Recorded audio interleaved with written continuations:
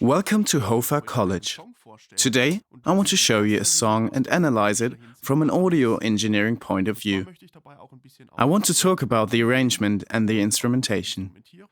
Let's find out how the song was produced.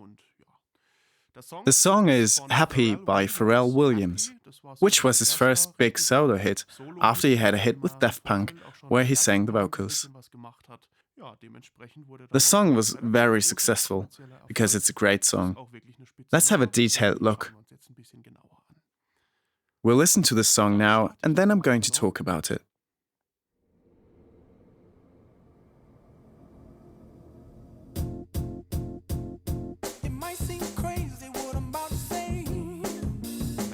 You'll notice right away the song is very percussive. The programmed drums have a bit of a vintage vibe. The bass drum has a quite high fundamental, and it sounds a bit resonant. The drum pattern is very repetitive. The vocals are very characteristic for the chorus. The lyrics, the video, and the production are very coherent. Clap along if you feel. The claps are featured in the song as well. Let's stop here. At the beginning of the song, we notice that it's driven by the percussion. The drum loop plays an important role, and the vocals have a lot of space in the verses. Pharrell Williams wrote and produced the song himself. It was mixed by Leslie Brathwaite. They made sure that the vocals are in your face, yet there is a rather large and pretty long reverb. They also used a couple of delay effects. Let's listen to the verse again.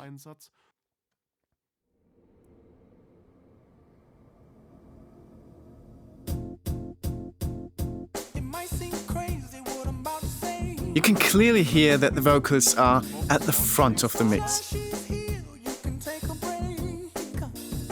But there's quite a lot of reverb. The instrumentation is quite minimalistic. Pharrell Williams is a composer and arranger that has a minimalistic approach anyway. Less is more. He does try to make the song sound interesting and catchy, but he does not use many elements. In addition to the drum loop, we can hear bass in a very characteristic Rhodes piano that plays the chords that have quite a bluesy, soulish feel. There are quite a few blue notes, which gives the instrumentation a minor feel. The song is called Happy, but the composition is not that happy actually. We'll talk about that in more detail later. You can hear that the melody instruments and rhythm instruments alternate with the vocals.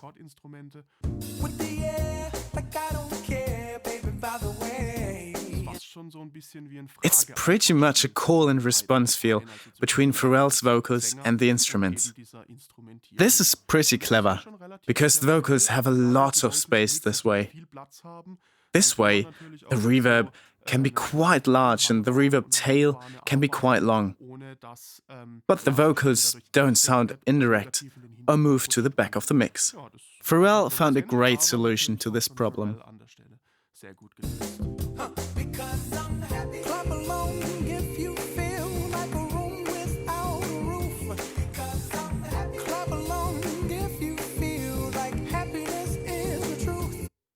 The chorus is clearly dominated by these characteristic background vocals. They are very catchy and they convey the message of the lyrics in a great way.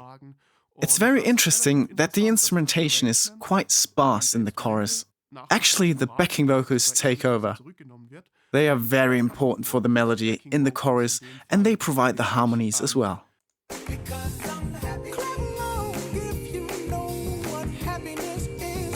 It's interesting that the lyrics and the production have a connection. Clap along if you feel. You can hear the claps. There are quite a lot of them. Some of them are programmed claps, like a classic 808 clap, but some were recorded live. They have a distinct depth in order to support the beat in the chorus. They are very characteristic for the song. The connection between the lyrics and the music is very nice.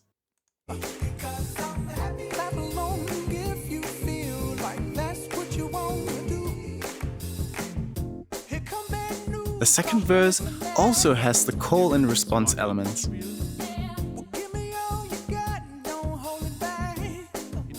It's interesting that the bass is pretty quiet in the background.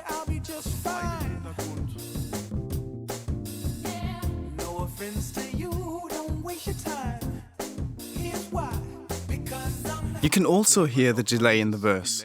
Actually, there are several delays that were combined. It's very characteristic on Here's Why.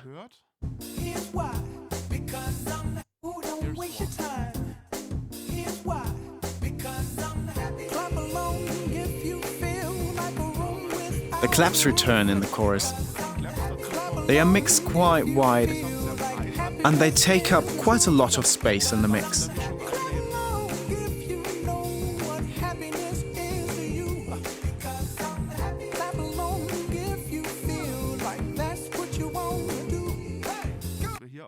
Another interesting thing is that the first two choruses are dominated by male vocals. Let's listen to the first chorus again.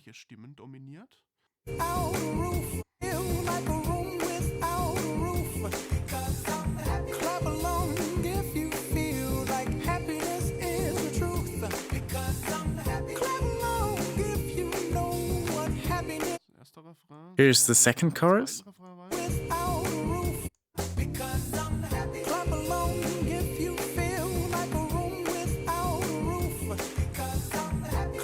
These choruses are pretty similar in terms of backing vocals.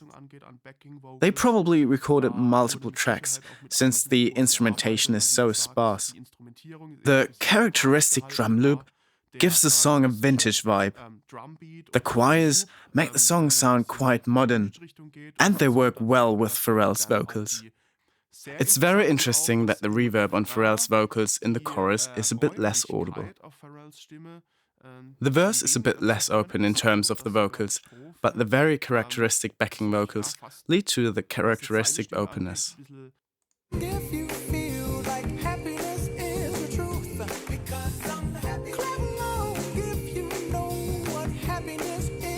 The kick drum and the bass go hand in hand. The rhythmic phrasing is nearly identical. The claps and percussions, in this case the congas, start playing here.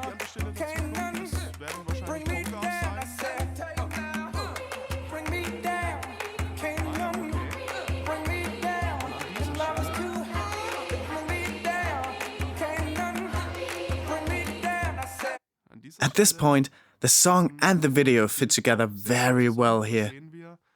We can see a gospel choir in a large location, and the choir gradually increases in the song as well.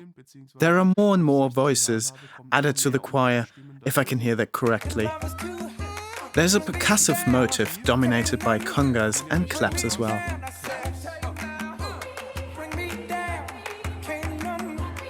Compared to the chorus, there's a lot more spaciousness here. This works well with the gospel choir that we can see in the video. Back to the original motive of the chorus with the same spaciousness as before that we already know.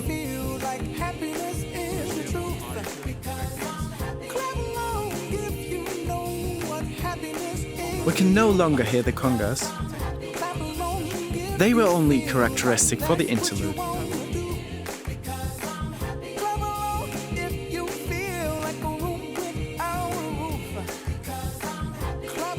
We can clearly hear that there are some female vocals in the chorus here, compared to the first two.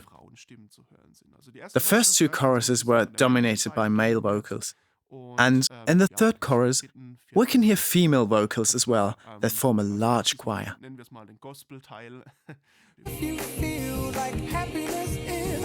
Let's compare this again.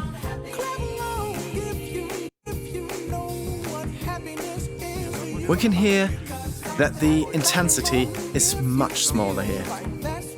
This leads to an interesting arc of suspense. The choruses have different intensities, especially the last two. The song progresses quite a bit. This becomes very obvious in the gospel part. Let's listen to the part again.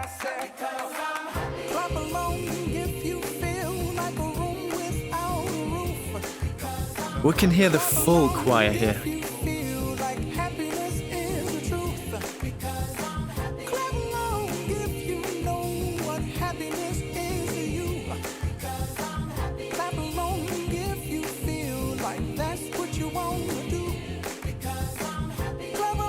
Right, Pharrell modifies his vocals line a little in order to add more excitement.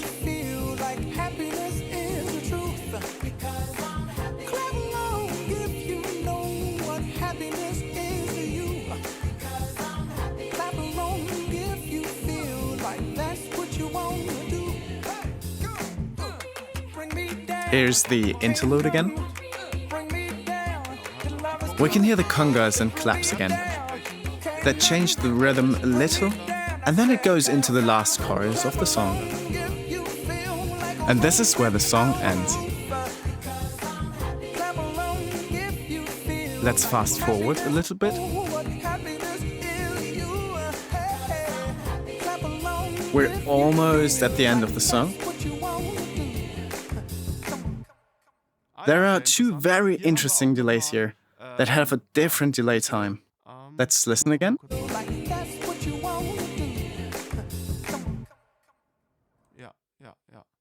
We can hear the delays that they used in order to add some variety and sheen to the song. Let's go back to the intro.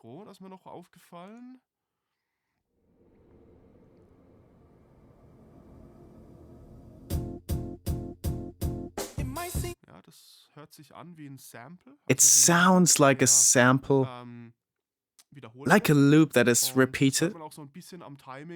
You can hear due to the timing, it's a little bit laid back, so it works well with this genre. The song has quite a few neo-soul or Motown elements due to the drums.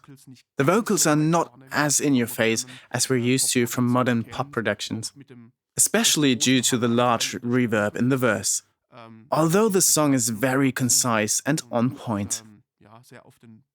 It's quite interesting that the sound is quite reminiscent of old classics from the 70s. There are even some Phil Collins-esque elements with these reverbs and experimental delays.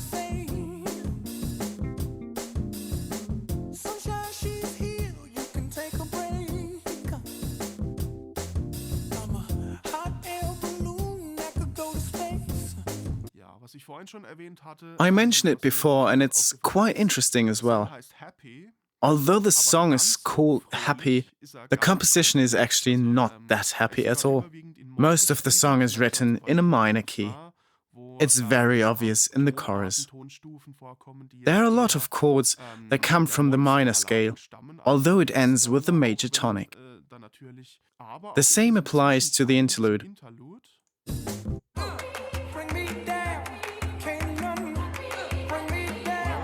Where the choir sings a very euphoric section.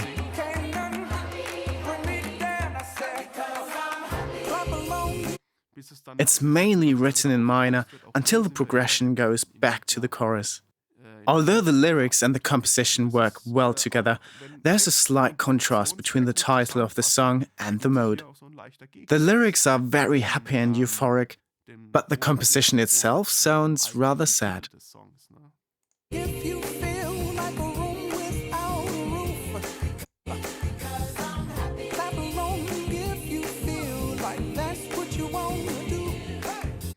All in all, you can see that there's quite a lot going on. The production is quite experimental. It has a vintage character due to the neo-soul and Motown elements, but also a modern touch as well. The characteristic chorus that evolves throughout the song is very important for that. Although you might not hear it the first time you listen to the song. This way, the song becomes very diverse, although the instrumentation is quite sparse. Pharrell had a worldwide hit with this song, And this is not without good reason. Well, I hope you learned something in this tutorial. Thanks for watching. See you next time. Bye.